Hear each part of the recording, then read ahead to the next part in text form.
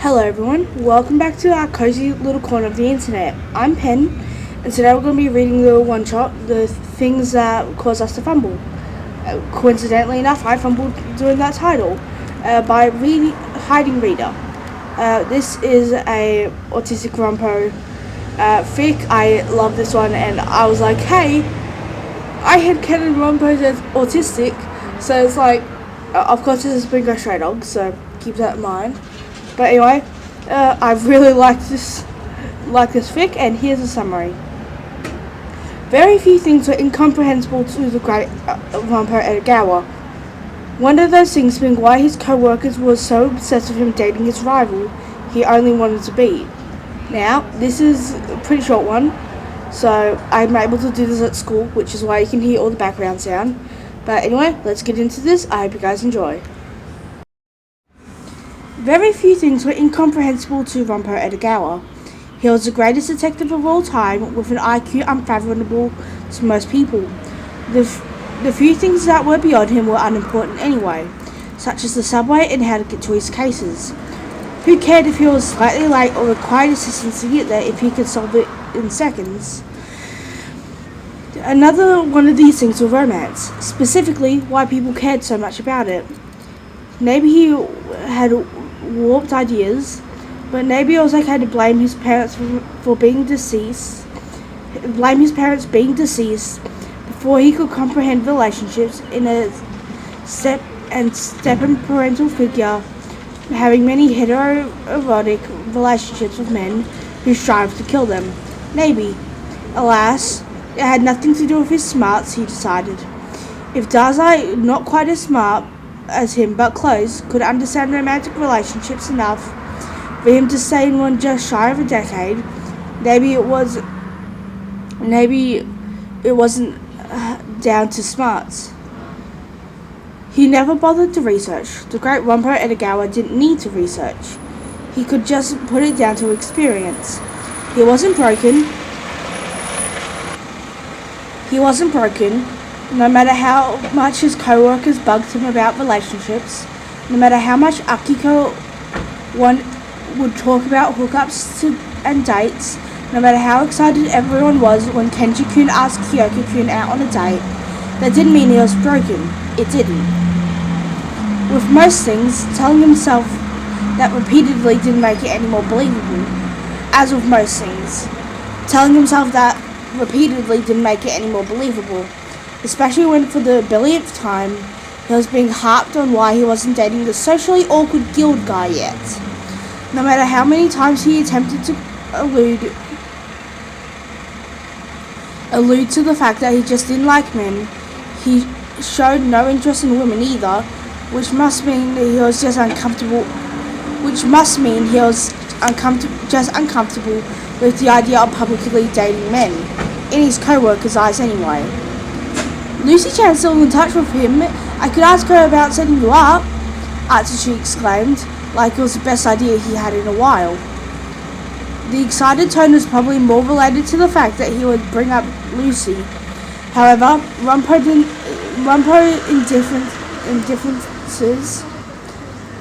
indifferences to romance didn't make him blind, especially when it was obvious to even the less smarter detective in the agency, of the detective agency. It would be a great idea if they were in another line of work. That's great. That's a great idea. Why didn't you say that sooner? I'm sure they can talk through someone. Plus, it could seem like Lucy's idea, if you're shy about it, man. Yosano's excitement builds. She never had much interest in romance either. Nobody really understands what's going on with her though. They usually don't bring it up, keyword being usually. However, Kunikita provides nothing. Hearing about a mafia member from Dazai gets pretty boring, and Ranpo refuses to entertain any further.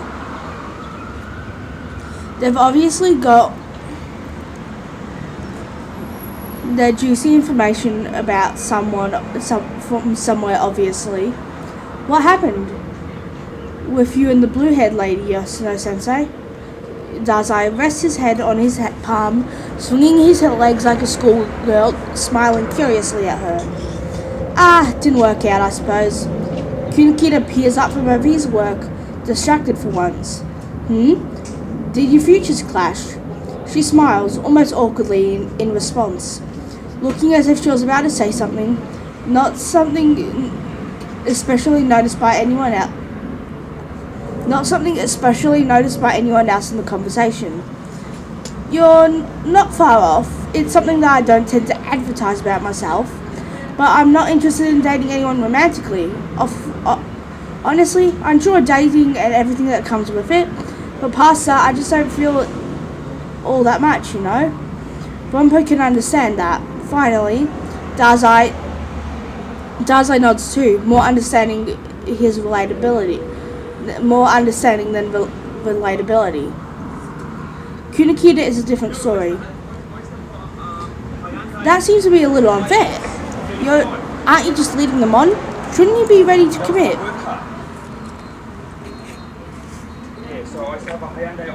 Not that that's any of my business what you do. You know that's not what I mean, Sensei. Yosano stiffened slightly, like it was a familiar statement. I believe I misspoke. I am aromantic, meaning I don't feel any romantic attraction. I can still develop a different type of bond and experience physical attraction to people. I make them aware of this before they choose to pursue me. It may not be something understandable to you, Kunikita, but it's part of my identity. The man in question flusters, bowing slightly. Sensei, I apologize, truly. I was unaware of this identity. I will further research and educate myself. I mean, no offense. Yosano's expression softens, relieved. Thank you for telling us about yourself, Yosano-sensei. True, you're similar. He's okay with people being told that. She smiles, glad to now be receiving a positive response. Only one person in the conversation had responded, the one whose opinion matters most truly to her, who truly matters to her. Her best friend of many years, her brother. Hesitantly, they look towards him. She is slightly glad when he looks entirely zoned out, meaning he probably just didn't hear her. Yeah, it means that he didn't hear her say anything that took a shit ton of guts. Run? He looks up startled. That's a thing? People do that? She looked at him curiously. Yeah, it's not commonly known about. There's also asexual, which is the sexual attraction equivalent. There are a lot of identities between them depending on how much attraction someone may feel. She tries to explain herself thoroughly. There's been a lot of information and labels she's acquired over the years of figuring herself out, but explaining things well and explaining things out and understandably, even for geniuses, is a part of her job as a doctor. Oh, right, I'm that. Both of them then. He says like it was nothing, and maybe it was nothing, just a small part of what makes up Ranpo Edogawa. But nothing has. I lost my spot. But nothing has felt like this has before. It's like he's being summed up. All the experiences of his relationships, in hindsight, he probably needs to do more research. He probably should have before completely coming out to the three closest people around him. Oh, that makes sense. A lot of sense, actually. Kunikita, always the logical one, concludes. Yosano and Dazai both say something like, I'm glad you could figure it out, Ranpo. I can send you resources and more info. She smiles, he accepts. Maybe the great Ranpo Edogawa can do a little research for once. Maybe he doesn't need to know everything instantly. Most things, but not everything. Okay, that was the things that cause us to fumble. I really liked this one. It was quite a fun fic. Pretty short, as I said. Only about 8 minutes in recording time. But I really enjoyed it. It's such a wholesome, sweet Ranpo story, and quick to the chase, and it's just amazing. I love it. Anyway, I would have recorded this last night and posted this yesterday, but you know, sleep gets in the way of that stuff.